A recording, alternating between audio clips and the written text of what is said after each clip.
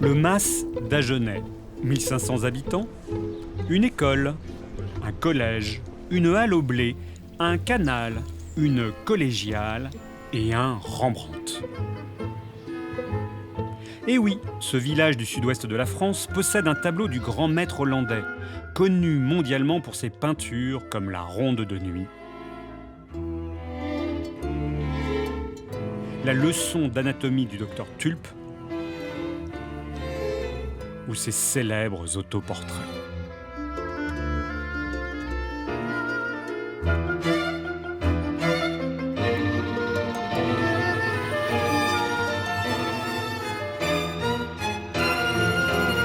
Au Mas d'Agenais, c'est un tableau qu'il a peint en 1631, une œuvre de jeunesse, remarquable, intitulée « Le Christ sur la croix ». Mais en ce printemps 2022, impossible de voir le fameux Rembrandt. En fait, il n'est plus dans le village. Le tableau est parti de la collégiale Saint-Vincent en 2016 suite à une défaillance de sa vitrine au Mas d'Agenais qui a imposé de lui trouver dans des délais très courts un nouveau lieu de conservation qui permettrait d'assurer donc sa conservation et sa sécurité. On ne pouvait pas le mettre dans un musée parce que c'est un tableau qui était habitué à l'environnement d'une église, donc un taux d'humidité particulier. Donc on a cherché un lieu qui correspondait à peu près à ces conditions de conservation et on a choisi le trésor de la cathédrale de Bordeaux, où il s'est donc trouvé depuis 2016. Et quand il reviendra, car il reviendra, il retrouvera une collégiale restaurée. Il s'agissait de restaurer l'intérieur de la collégiale, donc on ne parlera pas de remise à neuf, mais plutôt vraiment d'une restauration. C'est plutôt un nettoyage donc, des intérieurs, donc des murs, des pierres.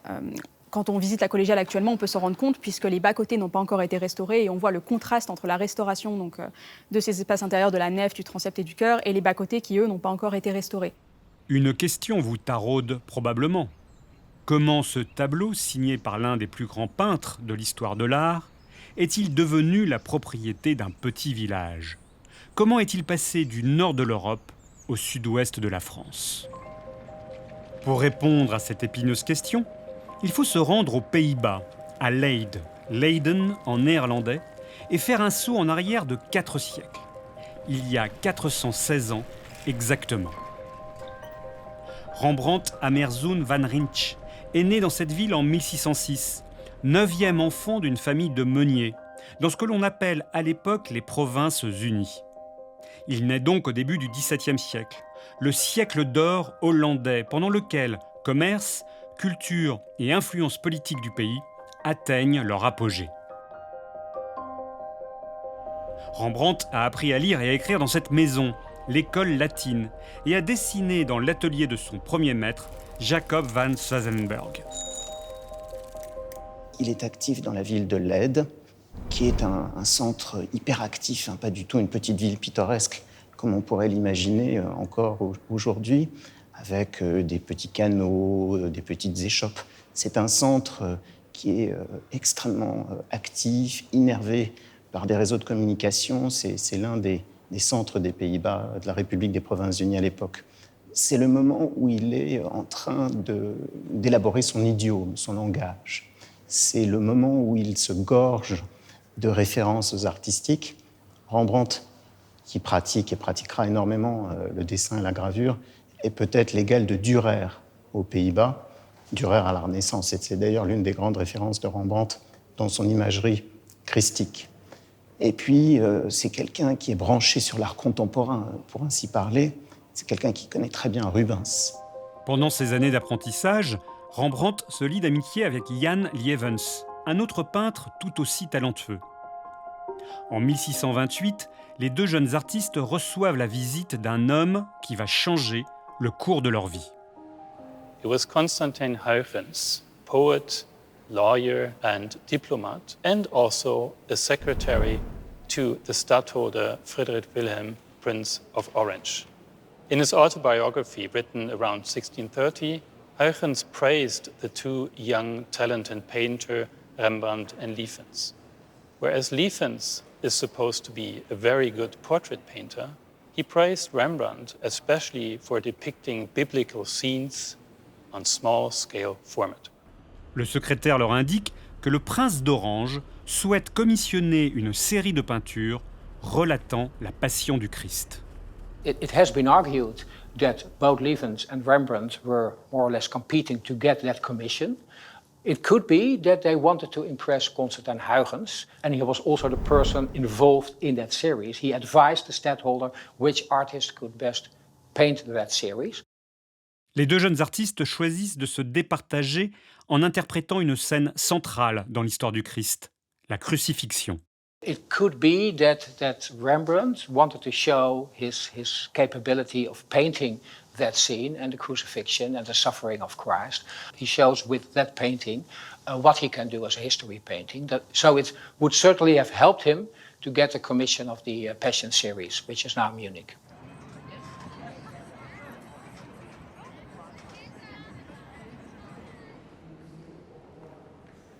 The Passion series is considered to be one of the most important commissions for Rembrandt in his early career. Unlike many other painters like Rubens or Gerard van Honthorst, Rembrandt only received a very few commissions by the court directly. They were displayed at the Binnenhof at The Hague. This gallery actually served as a public room.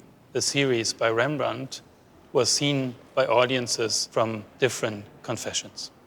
The 6 remaining paintings are all arch-shaped at the top and about the same size, 90 by 70 centimeters. They were not painted in a row, all at the same time, but approximately between 1632, 33, and 1646. They do not only depict the Passion, but scenes from the life of Christ. Les spécialistes de Rembrandt ont noté que cette série peinte sur une quinzaine d'années est dûment mentionnée dans l'inventaire du prince d'Orange à sa mort. Ce qui n'est pas le cas du Christ sur la croix.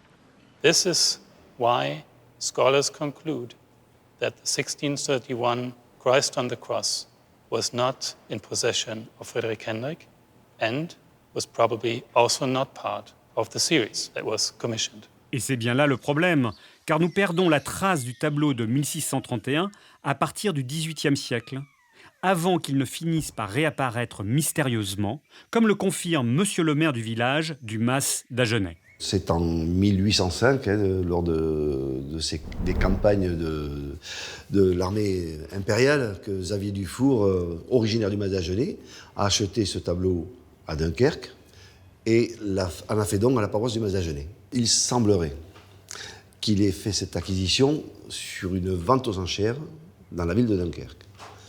Je dis bien il semblerait, parce que sur des enquêtes qui ont été menées sur les ventes aux enchères en 1805 sur la ville de Dunkerque, il n'apparaît pas qu'il y ait eu de vente aux enchères. Donc, le mystère demeure. Le mystère demeure, absolument, absolument. Au milieu du XIXe siècle, le support en bois du tableau commence à se soulever. Il part alors à Paris pour une première restauration. En 1854, le tableau est passé dans l'atelier de restauration de Mortemart, qui était un restaurateur très connu et très célèbre à l'époque. Le choix a été fait à ce moment-là, on n'était pas là pour dire si c'était bien ou pas bien, en tout cas le choix a été fait de le transposer, c'est-à-dire qu'on a enlevé le panneau de bois d'origine qui se trouvait, donc, qui était le support original du tableau. Dans le cadre d'un bois, en fait, on va faire ça avec un rabot, en fait, pour amincir le bois jusqu'à... Donc au départ, c'est un gros rabot, et puis plus on va s'approcher de la couche, enfin de la préparation, plus on va venir avec des instruments de plus en plus fins pour terminer au scalpel. C'est une intervention qui est très complexe, très compliquée, au cours de laquelle il arrive souvent pas mal d'accidents. C'est une des raisons pour lesquelles aujourd'hui on ne le pratique plus. Mais dans le cadre de ce tableau, il a certainement permis de le sauver. En 1905, la loi qui instaure la séparation des églises et de l'État stipule que les œuvres d'art ayant appartenu aux établissements ecclésiastiques sont désormais propriété de l'État. Dans les villages, ces œuvres deviennent propriété de la commune.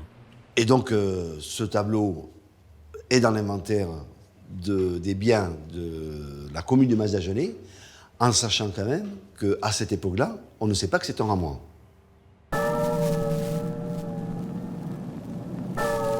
En 1959, une radiographie effectuée par les laboratoires du musée du Louvre révèle une signature au pied du Christ sur la croix.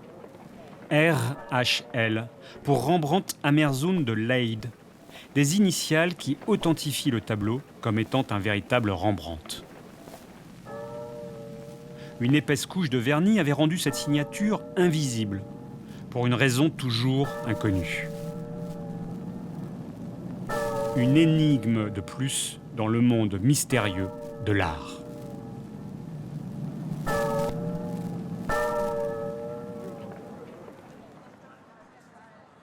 Le Christ sur la croix est retourné au Louvre des années plus tard.